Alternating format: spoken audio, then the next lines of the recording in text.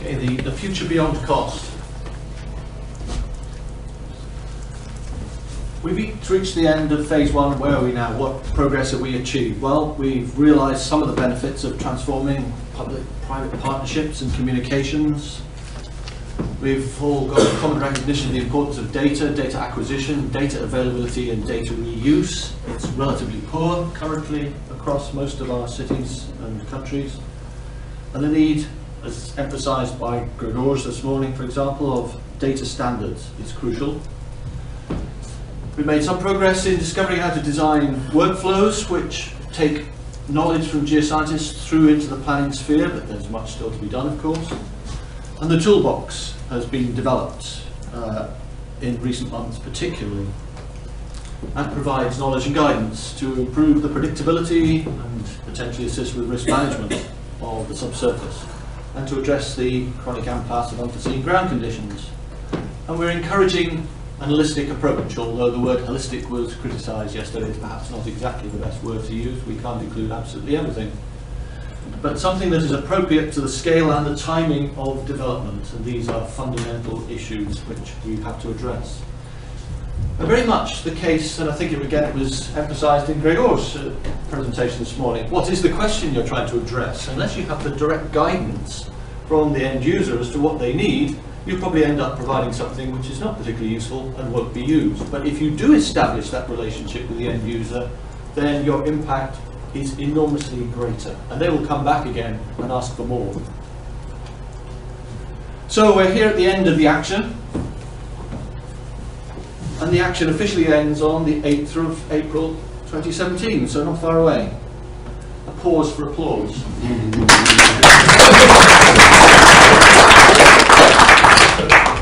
It's been a long journey and we've just about survived. We've delivered practically everything that we said we would. If you go back to the Memorandum of Understanding, and Dave and I know that Memorandum of Understanding rather better than anybody else does, apart from Susie, who constantly reminds us of things that we hadn't done. We've said we've pretty much done everything we did, and more, actually, a lot more than was in the original Memorandum of Understanding. Do we agree? Yes. Of course we do. And more. Another pause. At risk of becoming a mutual admiration society, we could say at this stage, job done. We can go to cost office in Brussels and say, we finished, we've said everything we've done, are you happy? No, they wouldn't be happy, because they are as concerned about the long-term continuity of networks such as ours and how we do it. What they don't do is tell us how to confirm the continuity. They just want to know that they have made an investment which has started a process which continues in some form and has longer and wider benefit than was ever originally thought possible. That is our next challenge. So surely this is the end only of phase one, as Guri has said, and Ignace has been telling us for some time. Phase one is over. What is phase two and how many other phases are there? Well, we have to do a quick inventory of what our assets are, what we've actually developed, what may be useful in the long term, what we have to maintain, improve and take forward. And there's a whole list of them. First and foremost, we have a network. We have a network of people who communicate, and I think you communicate very well. I think we all get the impression when we have our meetings that there is a very good dialogue. People are happy to discuss their work, and discuss it with people that they wouldn't normally be discussing their work with, people from very different backgrounds and specialisms. And that is a really encouraging thing to see happen. We've got well-connected specialist groups. In most cases, these are groups which can continue to work forward, develop their work in very constructive ways. It's an asset. We've got a whole bunch of case studies, which Guri's just been talking about, and they need to be disseminated more widely. Absolutely. Their impact is modest as yet. It can be so much greater. And similarly with the topic reports, most of which have only just appeared in the last few weeks. They're a bit behind our original schedule. Now, when I said we'd done everything, we didn't quite do it in the time frame we originally thought might be achievable, but that's the way it is. Cost didn't fund your time. You've given your time willingly and voluntarily, and you've argued with your managers or whoever it is to allow you to have time to do this, or you've done the work in your own time. Whatever mechanism, it's come to being. And there's a lot of very valuable material that has been brought together as a result. And I think we were all impressed yesterday in Ignatius' presentation of the toolbox as to quite how much has been brought together and has been made available. It's an enormous resource. It's not everything, but it's a major resource.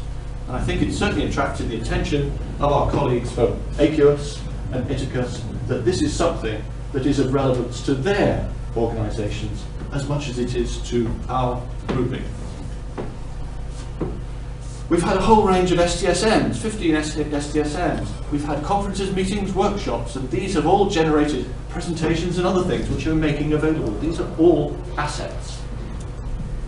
And we've generated open data transfer initiatives, and we're starting to copy each other and influence each other. We're cascading some of our approaches. That needs to continue. It mustn't stop here. It's certainly not gone far enough. And workflows have to be put into practice and modified and refined. We've also got some excellent examples and some really encouraging examples from Oslo and Odense of what we would call national exemplar models. Projects where groups have come together and produced something new within the lifespan of our cost action. We hope it's been encouraged and supported by our action, but fundamentally, these groups have taken their initiative and gone forward with them. They're assets, but they need followers.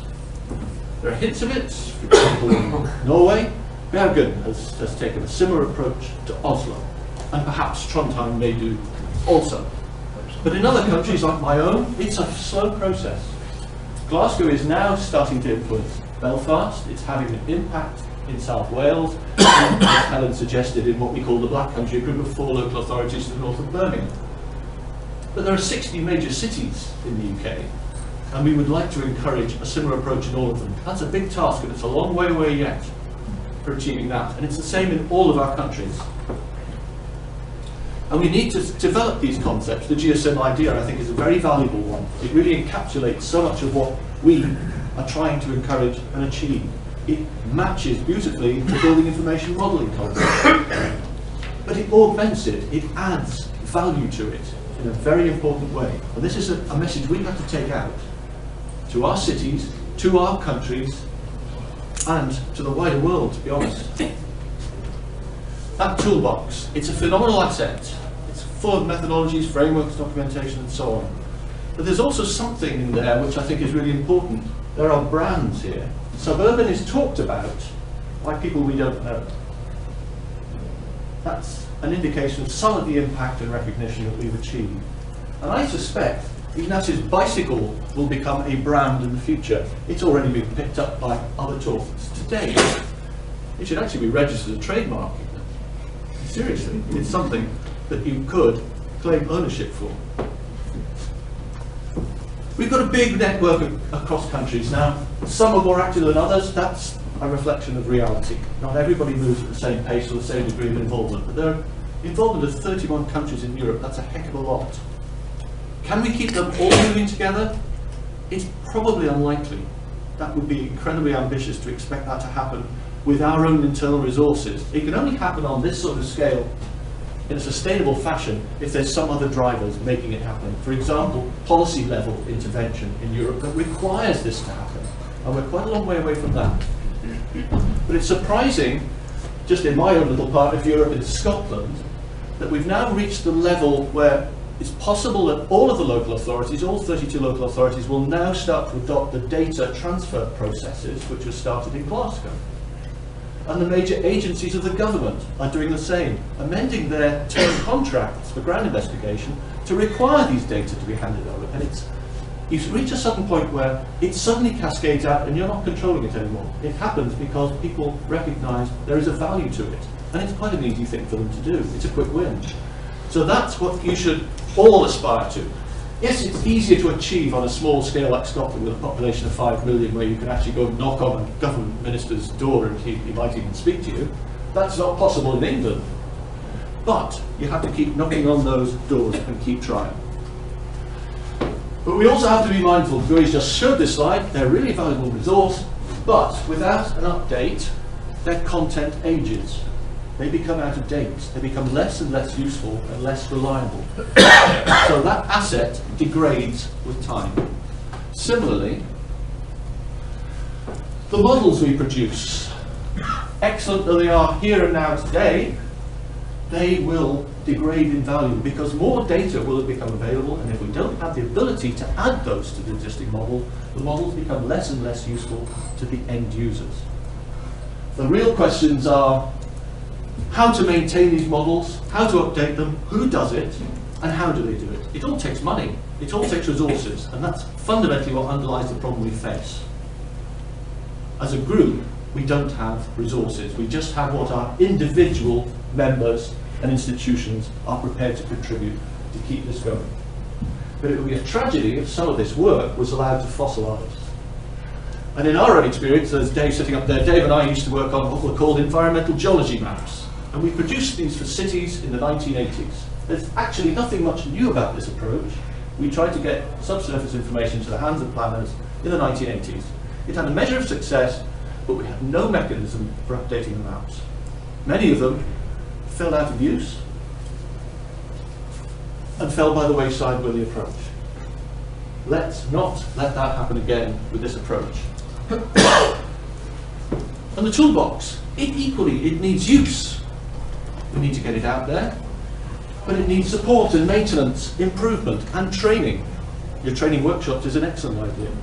They're not expensive to do, they're not complicated to do. We have the resources within our group here to run training workshops with the material we have at our disposal. It's not difficult, it's not rocket science.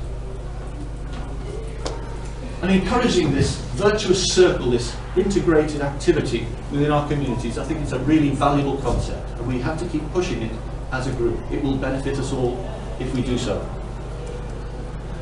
Our ultimate goal, I showed this on day one, I've added the words, it's still to embed subsurface knowledge within the very fabric of decision making. That's everybody's target, surely, in this room, and all of the people who've been involved in our action. So, GUI's emphasised the dissemination activities that will continue.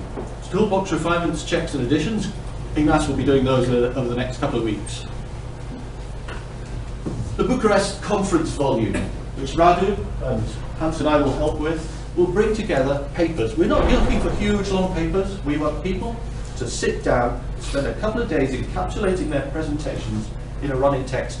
But please remember, we want this to be read not by your own closest specialist comparison, it's by everybody who sits in this room. Let's pitch these papers in a generalist way which is approachable and understandable.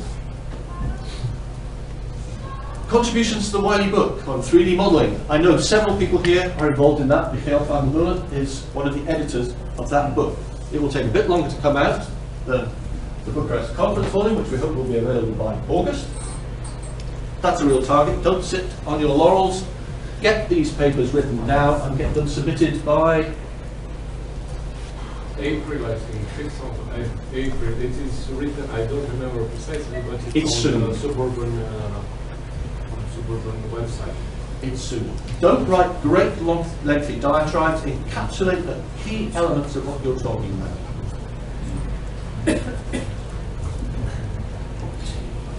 We have our own national and city programs. They will continue anyway, and we will continue to exchange ideas by email and Skype and whatever. So some of that good message will still continue to get out. And we also have, as Guri emphasised, this final action dissemination grant. Don't be fooled by the fact it's not a large amount of money. The real value of this is it keeps us communicating as a group and producing something as a group. It's essentially buying us a year of time where we naturally can communicate on suburban related issues. And don't leave it all up to Guri. She can't be expected to produce all of this on her own. It's a group effort. Please do. And what are we aiming for? It's going to be a digital and a printed publication. It's going to be under the banner of Suburban Europe. And the idea of that is to parallel JPI Urban Europe. And it's got tentative working subtitles. Now maybe we'll produce 2 or 3 variants of this. It's easy to do online. Unlocking the hidden potential beneath our cities is one suggestion that we made. Bridging the knowledge, planning, policy gaps for cities tomorrow. And another one I think that cost as an association quite like the concept of European solutions, global challenges. Because one of the ideas of cost is that they're not just trying to do this to improve what goes on in Europe, we're trying to develop ideas, capability and capacity which is exportable. And maybe SMEs or whoever can take some of these ideas and make money overseas. The key words are what you'd expect: subsurface planning, volumetric planning and so on, subsurface knowledge, data management, I don't need to take you through all of that detail, sustainable resources, and the publication is going to be led by our NGU colleagues. So we're very grateful because they are committing their resources to make sure this happens. 10,000 euros doesn't buy a lot of people's time. But it must have support from the whole group. That's absolutely crucial. And it's intended to increase the overall impact of the action and to raise our profile further, and particularly at a higher level. It's going to be a more generic document which we hope will be attractive to people at policy and decision levels within Europe. Maybe JPI Europe, Urban Europe, is a vehicle for us to sell this through. So it's really great we had Jonas Billund here in the last couple of days. He's already been doing a lot of thinking and activity and swapping emails with us and making positive suggestions. We're going to build on that. So we're looking for planning and more innovation, opportunities presented by the ground beneath our feet. And it's going to be highly visual, as Guri says. And it's going to emphasize some of the good practice and case studies which we have identified and developed, and some of the work that's developed in parallel with our action. We include some technical good practice, of course, on data acquisition. GeoSim, I think, is going to be at the core of this document. It's a highly visual thing that we can express. Of course, it's a very complicated issue technically, but you can get the idea of GeoSim across really quite simply, and that is the beauty in a way.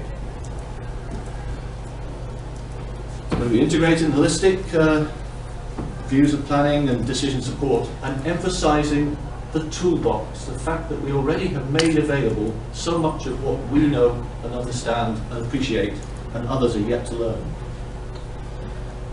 And to emphasize and illustrate that there is no one size fits all.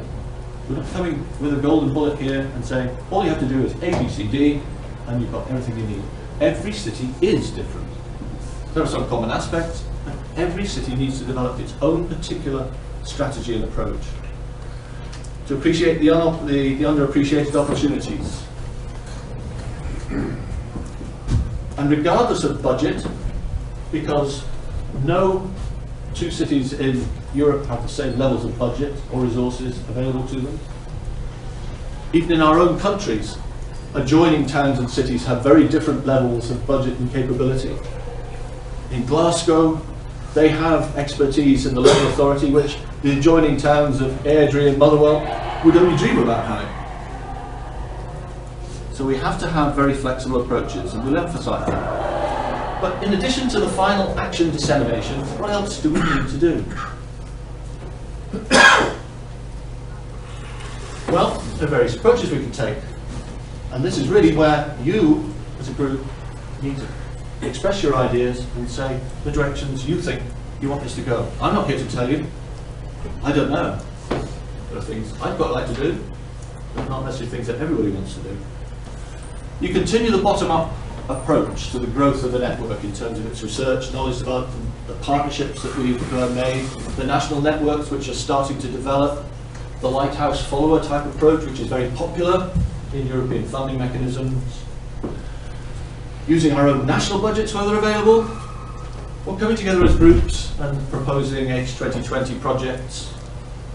Building on the relationship, we have Marie Cowan from the NAG City Group, and Hans is our key rep leading in that. It's a group of geological surveys. It's where the action actually started.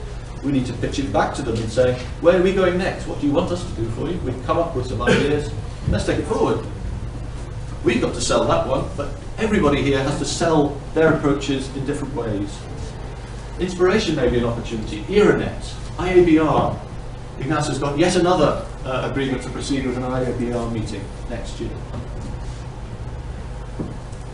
Right, so that's the bottom-up approach, but what about linking to other existing organisations? Guri highlighted the fact we've been very fortunate to have representatives, high-level representatives. There are no high-level representatives of Ithacus and Aequus, they were here. To what extent do we want bilateral relationships with these organisations? They can be very useful. They have established networks themselves, perhaps more focused to particular interests than our group, but there is real potential and opportunity here. Now, is linking with just one of those enough, or should we look at multiple linkages? I would rather prefer the latter, but you may see advantages and other opportunities. Eurogeo Surveys is an organisation that we haven't really engaged with. Now, Eurogeo Surveys is all of the geological survey organisations of Europe. We've got some of them represented here, but maybe that's a vehicle of getting our ideas into all of them if we gain their support.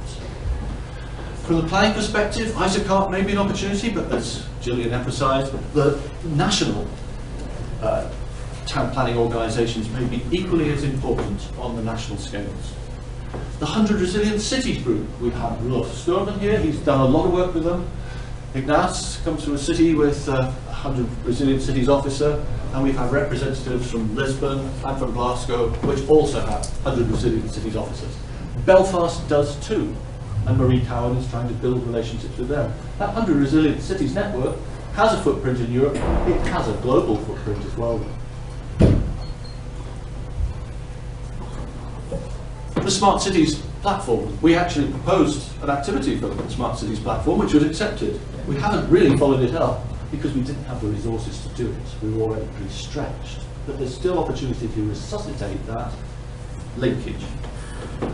Think Deep UK, and a new initiative in the UK, and it's particularly bringing industry partners, because we've got a relative shortage in this group of industry partners. It wasn't a particular focus. We wanted to approach particularly the relationship between geoscientists and local authority planners and planners on more strategic levels nationally. There could be real advantage to look towards groups like that. And there are more. It's almost like there's an infinite number of possibilities. So we don't want to spread ourselves too thin and try and do too many things. Well, how about pushing for the more top-down approach? If we really want to accelerate, we need some sort of push from people who have real influence, policymakers at higher level within Europe. Does JPI Urban Europe present that opportunity? It may well do. If there's a drive from the higher level in Europe to do this, they recognise the need for improved use and reuse of data, the potential to cut costs of projects and to improve their delivery times. That can become a very persuasive argument, and all of a sudden you find yourself, like the Dutch are now finding, embedded within a legal system and required to support it. It's challenging when it happens, but there you find yourself in pole position.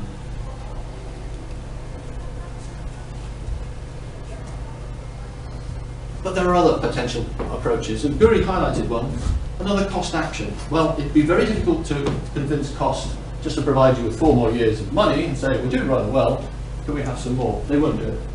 It would have to have a different sell, a different approach, a different focus. And I think one of the particular things that's come out several times over the last couple of days is this suggestion that we have potential cost benefit. What we can't do is prove it. Simply, the knowledge and data hasn't been brought together to do that. Tina Companol had made a start and had done some STSMs looking at the potential cost benefits of subsurface knowledge. I think that's a really important thing to pursue.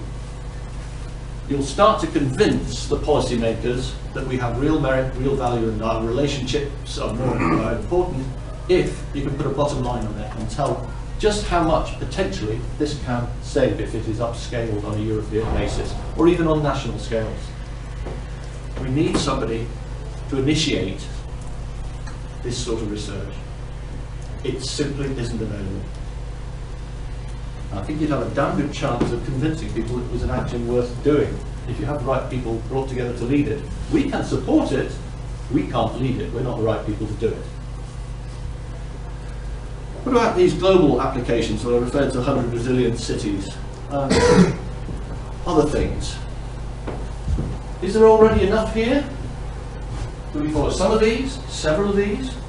Perhaps you may say none of these. No one size fits all. What else do we need if we're going to establish relationships with organisations like Ithacus or with ACUS? Well, we need memorandum of understandings, adoption forms. This all takes time, effort and energy. Can we secure investment? Where's it going to come from? What other arrangements are needed? We're in a process of transition here. And maybe some revising and refocusing of our message is needed, specifically to link up with these organisations. It does take time, effort and energy. And what we really need, this is an expression from Hans, champions of change. And I think it came from the SCID project with Floris a few years ago. And it's really important. It's really said you need people, individuals, who are prepared to take these relationships and initiatives forward. Don't expect one or two people to do this for you. It won't happen. We need a whole lot of you taking areas where you can have the most impact, taking it forward. It may include some of our younger members with energy enthusiasm, and they tend to migrate around different groups and attend conferences in the way that many of us don't have the time to do.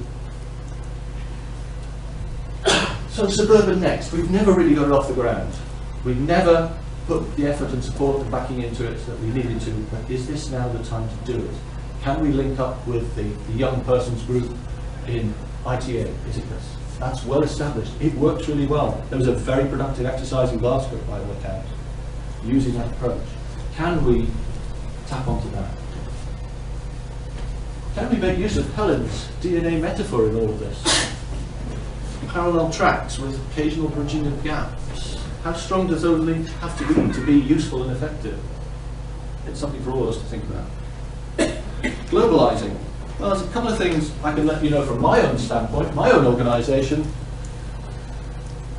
And here I touch on a slightly thorny subject, as we are apparently pulling out of Europe, has been to look more globally. And part of the reason is that's where money is going to go from the UK government. That they are going to put large amounts of money into supporting what we call official development assistance countries around the world, countries with a per capita income below a certain level. We're particularly targeting countries in Africa and Asia. And I think a lot of the ideas, a lot of the toolbox content is highly relevant to one of the initiatives, which is Asian support for Asian resilience in cities. It's not a colonial approach. We work with partners in those countries to respond to their needs, much in the same way we envisage doing so with the cities in Europe. But there are potential for bespoke versions of the toolbox in other parts of the world, and that's the key point I really want to make. We've also had interest and encouragement in relation to China. We've known all along that China has embarked on the same sort of route that we've been going and has taken it far further and far more deeply than we've had the resources to do. And Jonas Bieland yesterday was encouraging us to look at some of the opportunities and some of the funding streams which can enable that to happen. Do we do so in partnership with ACUS? Well, they're particularly strong in Asia and North American cities. They're less strong in Europe. They can see the advantage of tapping into our network because it increases their reach, but equally, it could increase our reach. Likewise, Ithacus and 100 Brazilian cities are global networks as well. And just to highlight one other opportunity which came up very recently in relation to China, I was approached by a Professor Xiaojiao Li of Nanjing University. And he was representing a monster project in China. They're aware of Suburban and what we've been trying to do. And what they've done is to develop what is one of the biggest science and technology projects in China, entitled the National Science and Technology Project Collaborative Development of Underground Space. Does that sound like a familiar topic? Very familiar topic. And you can see why they would want to know what we're doing. They'll be sending a 15-person delegation and they're looking particularly at Finland and the UK to start with. They'll be visiting BGS. We'll be hosting them for a bit of that. And I have been asked to go and represent you at the 5th International Conference on Underground Space in Qingdao, which is essentially a development of this project. So there's a real opportunity for us to sell our message and to tap into working with China, if we want to do it. And just as a reminder, the 20 largest cities in China have developed subsurface models and databases. And when we're talking about the largest cities in China, you're talking about cities with populations over 10 million each. And they've integrated this knowledge in their planning and development system. We've got a lot to catch up on here, and here's a big opportunity to do it. Right, some final thoughts before we open up the discussion. Whatever route or routes we take, it's very much about addressing real needs of our communities. Gillian was making this point. The communities are the ultimate receptors of everything we do, and if they're not on board with us, things won't happen.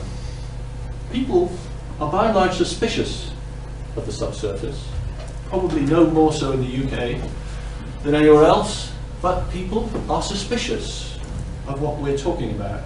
They don't necessarily trust us. Scientists are not trusted like they were perhaps 20, 30 years ago.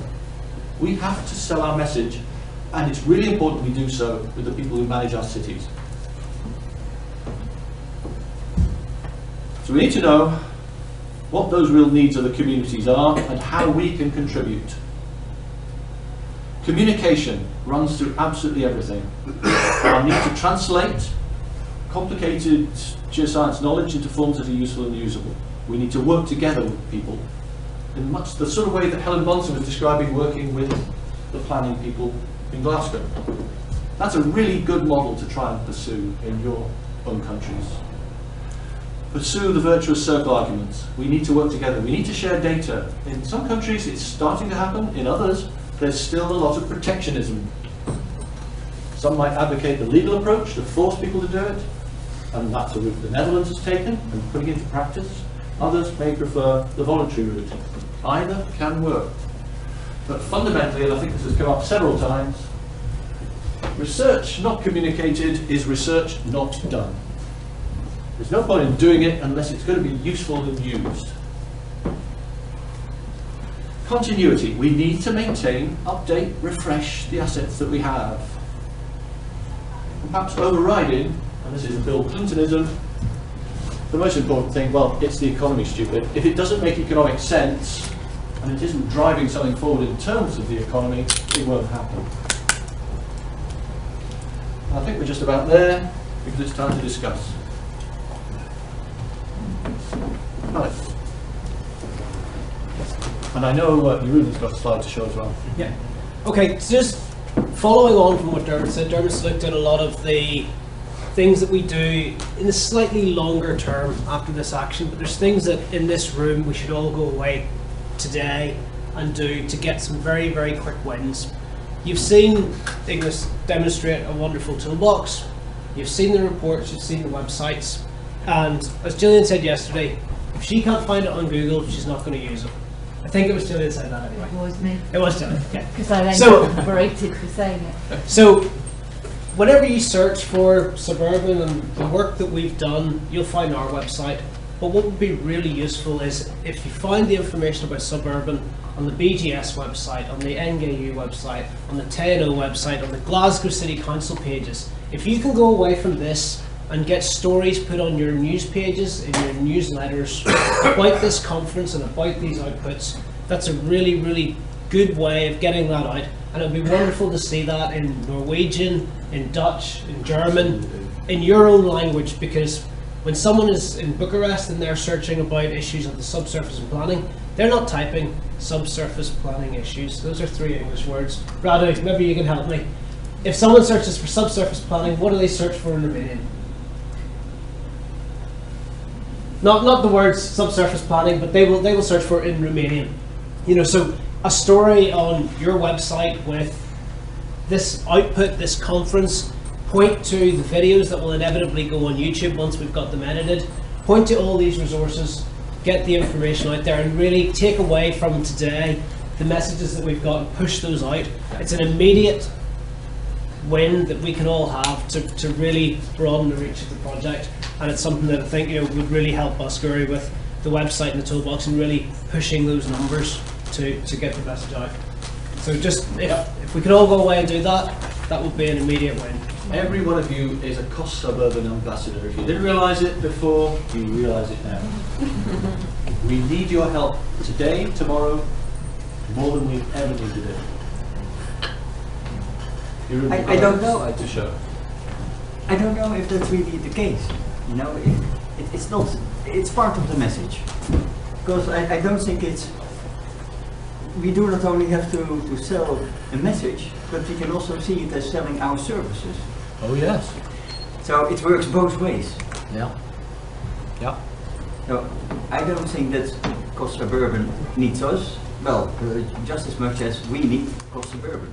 Because I really see it as a kind of a promotion platform. Yes. To sell our own services. Yes. And just as yesterday we did that role model or that play model in the workshop, where basically we flew in the A-team from somewhere. Well, the whole idea of the toolbox of our action is that some city somewhere in the world experiences a problem. They think, well, shall we go directly to, let's say, a consultancy firm, or shall we have a look at what is available, for instance, in the toolbox? And in the toolbox, maybe they come across a certain specialty, and they say, well, hey, this person, he would like to contact. And that person within Cost Suburban has a lot of other contacts within the Cost Suburban network. So that way, I can still think, that it's a kind of a self-interest of getting the contents of the toolbox up to date. Yep. Because that way you can promote your own services. And it's not only the message. So it's not only the maintaining cost, but also see it in terms of benefits. People have got to know about what we're talking about in the first place. Yes. The dialogue has to start somewhere. It has to start somewhere. And then I think it would be a nice start, if we could present ourselves in maybe 2 or 3 minutes time to, for instance, decision makers. Yes. And then, in a way, like for instance that ITA has done with their video, with their underground skyscraper video. Yeah. If we would be able to present our message in a 2-minute video, if we could produce that, that would be an excellent tool. Anyway, I'm handing over to you. There's another message you need to get. Yeah, it's only a small message.